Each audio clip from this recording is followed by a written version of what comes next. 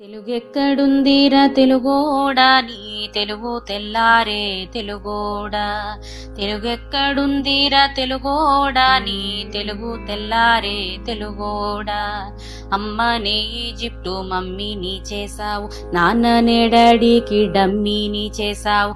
నీ బిడ్డ ఆలు దిద్దనే లేదు, తన భాష చదవడం రాయడం రాదు. తెలుగునే వెలివేసే మనుబడులు కూడా తెలుగు మాట్లాడితే పగులుద్ది దౌడ. తెలుగెక్కడుందిరా తెలుగోడా నీ తెలుగు తెల్లారే తెలుగోడా. లేత మనసుల్లోన నీతులే ముద్రించు శతకాలు అటకెక్కి చెదపట్టినాయి.